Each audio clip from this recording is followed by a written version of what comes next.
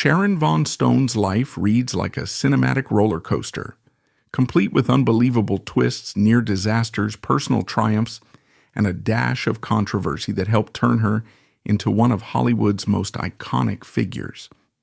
Today, audiences often remember her for electrifying roles in daring thrillers or for that trademark blend of sharp wit and sultry mystique. But before any of that came about, before the pages of glossy magazines labeled her an overnight sex symbol, she was just a bright, curious girl born on March 10th, 1958, in a modest corner of Meadville, Pennsylvania. It's a testament to how a small-town girl with a stratospheric IQ and unyielding determination can break barriers, reinvent herself, and stare down adversity time and time again. Born the second of 4 children in an Irish-American household, Sharon was an intriguing presence practically from the cradle. Meadville might not be the epicenter of glitz and glamour, but from the very start, she showed a spark that predicted an extraordinary future. There's a legendary story that her IQ was measured at over 150, a borderline genius range, leading her to skip grades and dive into books and creative projects while other kids were busy just being kids. She was sent to 2nd grade at the age of 5, already small in stature and younger than everyone else in the class. But none of those challenges seemed to intimidate her. On the contrary, it made her hungry to learn, to explore, and to prove that she could handle any obstacle in her path. By her early teens, Stone was leaps and bounds ahead of the curriculum. She was so advanced academically that she briefly enrolled at Edinburgh State University of Pennsylvania around age 15 on a creative writing scholarship. It was a whirlwind move. She was barely old enough to be in high school, let alone maneuvering through a college campus. But that thirst for knowledge was unstoppable. Sometimes, though, life has a way of presenting opportunities outside the classroom. One such opportunity arrived in the form of a local pageant official who brazenly bet Sharon $50 that she couldn't win a beauty competition. Fueled by a combo of curiosity and that brilliant mind always ready for a challenge, she entered the Miss Crawford County pageant. She won. Emboldened by that victory, she marched right into the Miss Pennsylvania pageant the following year. Although it didn't turn her into a conventional pageant queen, it definitely propelled her to make a gutsy decision that would steer her entire future. She decided to leave Meadville and pursue modeling in the big leagues of New York City. Trading small-town Pennsylvania for the clamor and excitement of Manhattan can be daunting for anyone. But for a teen with the intellect of a seasoned strategist and the ambition of a future Hollywood star, it felt like the logical next step. She signed with the Ford Modeling Agency, one of the top names in the industry. In those days, the modeling scene was cutthroat, countless hopefuls jostling for runway gigs, catalog shoots, and magazine covers. Sharon found herself thrust into that world with no illusions about how tough it could be. The bright lights and hustle of the city tested her resilience every day, yet she pressed on. Her modeling career took her to Europe, first Milan, then Paris, where she discovered a broader cultural landscape that expanded her perspective. But while she found success on the runways, she craved something more deeply creative than simply walking in designer clothes and striking poses for the camera. She had a restless energy that wasn't being fully tapped. So, after a time abroad, she returned to New York determined to pivot toward acting. Of course, New York's acting scene wasn't exactly a piece of cake either, but Stone was not the type to back away from a challenge. Her early acting gigs were small, sometimes uncredited cameos, or blink-and-you-miss-it appearances in films. One of her earliest on-screen moments came in Woody Allen's Stardust Memories, 1980. Though it was the kind of role you could easily overlook, it gave her a foot in the door. She spent the next few years auditioning and hustling, craving that elusive breakout moment when audiences, and casting directors would finally see what she was capable of. As she pieced together credits, she kept refining her craft, observing other actors, and building the emotional and mental toolkit that would serve her when the roles got bigger and much riskier. In 1984, she finally nabbed a lead role in a TV film called The Vegas Strip War. It wasn't exactly an Oscar contender, but it offered her something she'd been lacking: sustained screen time and the chance to showcase her range. On that set, she also met producer Michael Greenberg. The chemistry between them was immediate, and by the end of 1984, the two were married. This whirlwind romance felt like a fairy tale for a hot minute, but the fairy dust didn't last. Their marriage turned rocky, and by around 1987, they had already separated, finalizing their divorce in 1990. While that relationship was unraveling, Stone kept forging ahead in her acting journey. She noticed a frustrating trend, though. She wasn't landing the kind of roles she truly wanted. Casting directors frequently brushed her aside for the more sultry or seductive parts, deeming her not sexy enough. Ironic, right? Given that she would soon become the very definition of cinematic seduction in the coming decade. Her fortunes turned dramatically in 1990 with a single phone call that changed her professional life. Director Paul Verhoeven cast her opposite Arnold Schwarzenegger in Total Recall, an action-packed sci-fi film that needed an actress capable of radiating both allure and lethal intent as she played a seemingly devoted wife who morphs into an assassin. Suddenly, Stone's screen presence was amplified on a grand scale. Audiences took notice, Hollywood took notice, and so did top filmmakers who realized that behind her cool facade lay a burning intensity just waiting to be unleashed.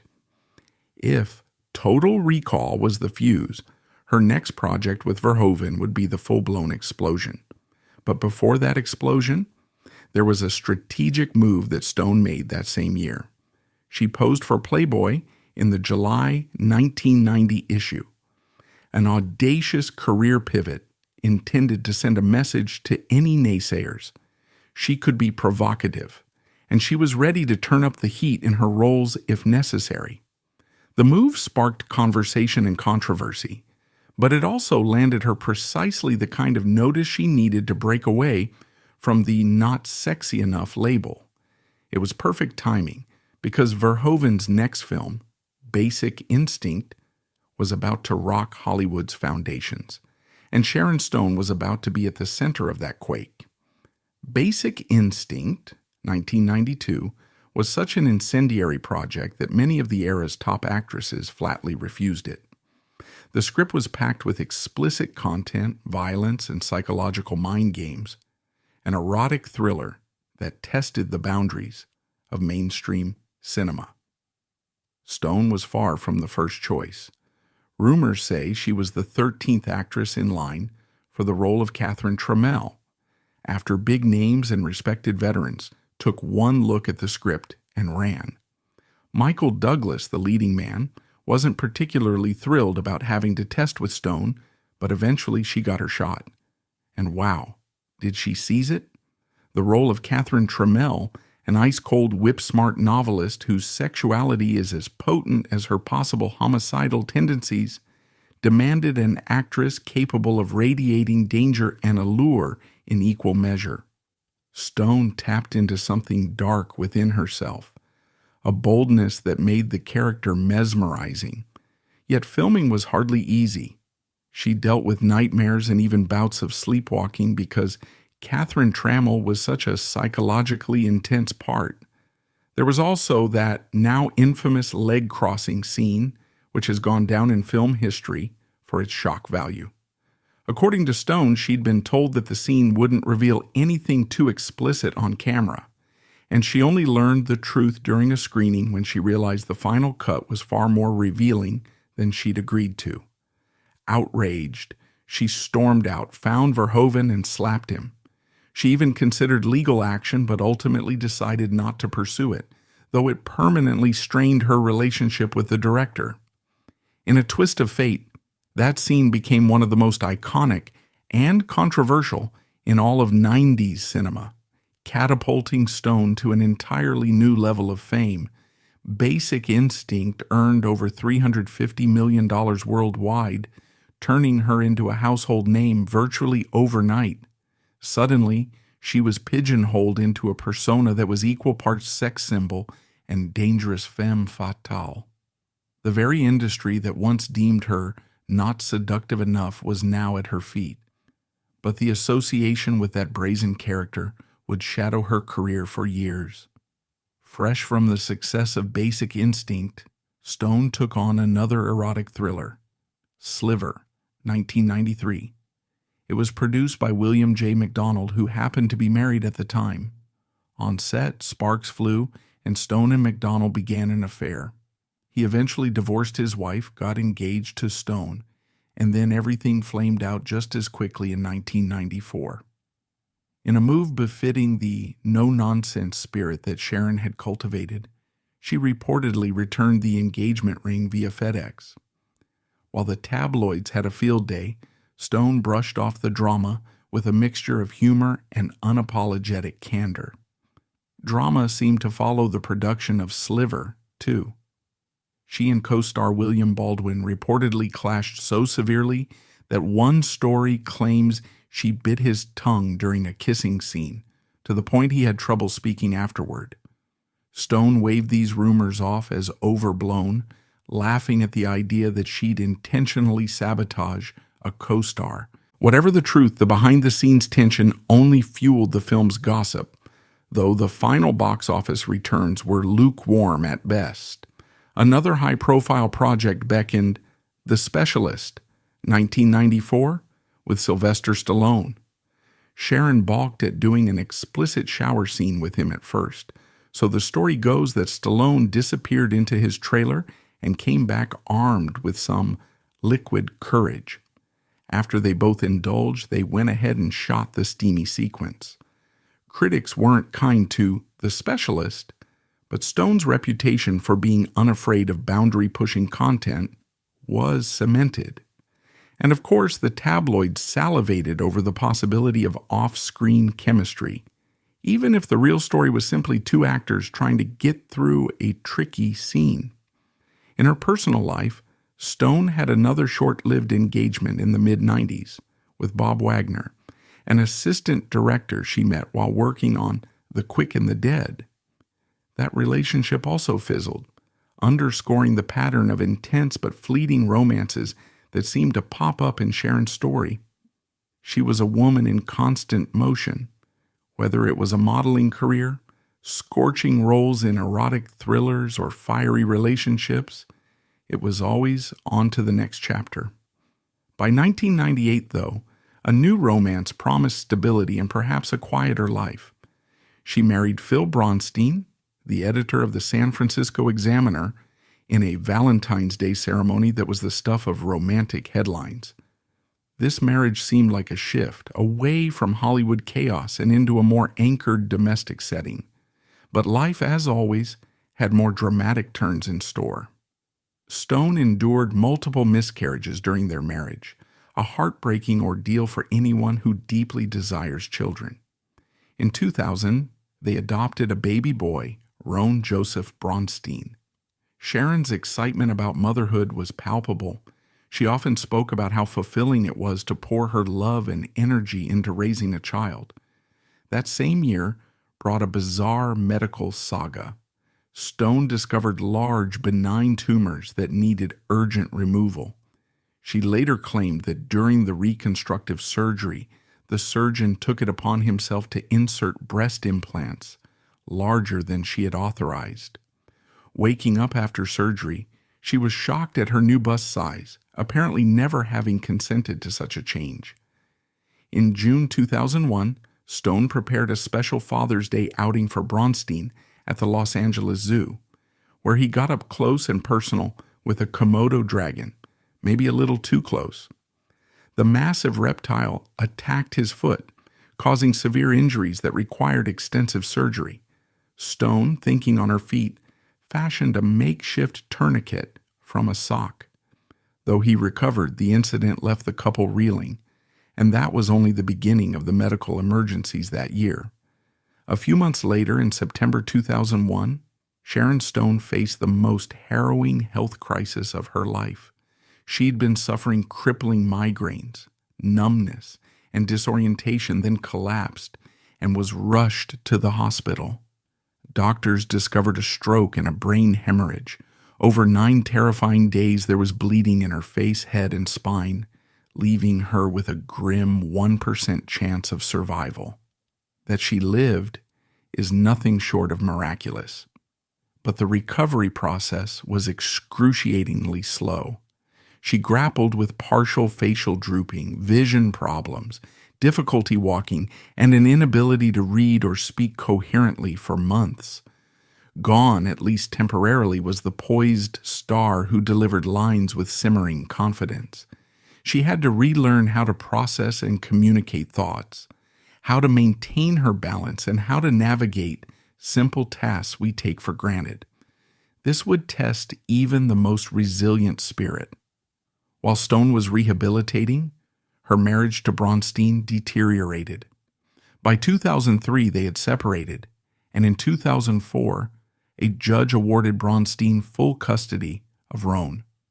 According to some accounts, the judge pointed to Stone's XXX movies, implying that her roles in sexually explicit films somehow disqualified her from primary custody. Stone was devastated by this turn of events. Already physically fragile from her stroke, she now faced the added heartbreak of losing day-to-day time with her son. She later spoke about the toll it took on her emotional well-being. Her heart would literally race and stutter from the anxiety and grief. Still determined to be a present mother, Stone adopted 2 more sons, Laird Vaughn in 2005 and Quinn Kelly in 2006.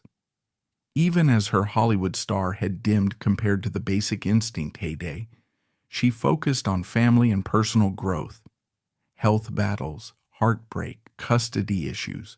The 2000s delivered her more challenges than some people face in a lifetime. Professionally, the post-stroke years were tricky. Stone once commanded leading roles, but now the phone wasn't ringing as frequently. She took on cameo and smaller movie parts, including The Muse, Diabolique, Gloria, and later Basic Instinct 2. None of these projects brought the same level of success as her 90s run.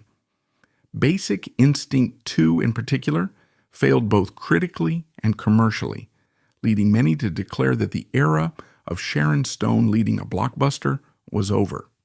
She shifted her sights to television, guest starring in series like Law & Order SVU, and eventually taking more substantial parts, such as in Steven Soderbergh's TV series Mosaic.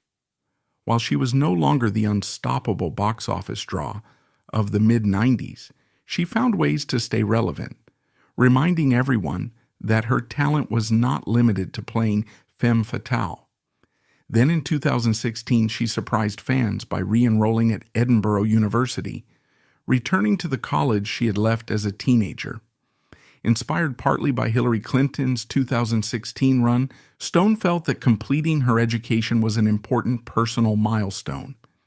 It was a full-circle moment for someone whose academic precocity had set the tone for her early life.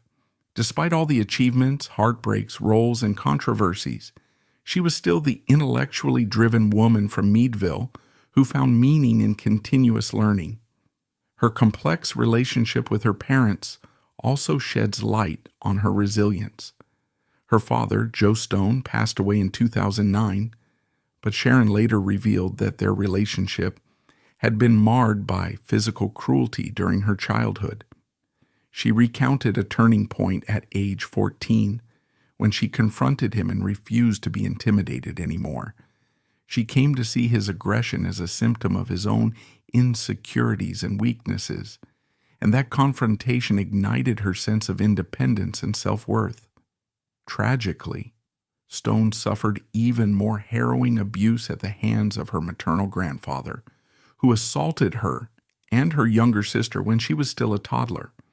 Worse still, her grandmother allegedly locked them in a room with him, facilitating the abuse. To endure something so devastating at such a young age and continue forward in life is a testament to Stone's extraordinary willpower. Add to that a near decapitation at age 14, when she was riding a horse and got caught on a clothesline, requiring multiple surgeries to mend her throat. And if that wasn't enough, she was also struck by a bolt of lightning that traveled through her family's well and out the faucet when she was touching the water. The jolt hurled her clear across the kitchen, leaving her unconscious and necessitating daily EKGs for weeks. These stories sound almost fictional, but they're part of the unvarnished tapestry of her life. Proof that she's faced peril from multiple angles since childhood. From a quiet neighborhood in Meadville, Pennsylvania, to the apex of Hollywood glamour, from genius kid to global sex symbol, from pageant winner to stroke survivor. Sharon Stone embodies a life of jaw-dropping extremes. And through it all, she has consistently exhibited an intellectual depth, a raw determination, and a playful willingness to challenge both societal norms and the constraints that others placed on her. Whatever you think you know about Sharon Stone, there's always another layer. That ultimately is why her story continues to captivate audiences around the world. We tune in because she's a living testament to the idea that reinvention is always possible, that minds and bodies can heal, and that no amount of adversity can extinguish the burning spark of a person who refuses to be defined by tragedy or typecasting. She took every bet life placed against her, and just like that first pageant in Crawford County, she won.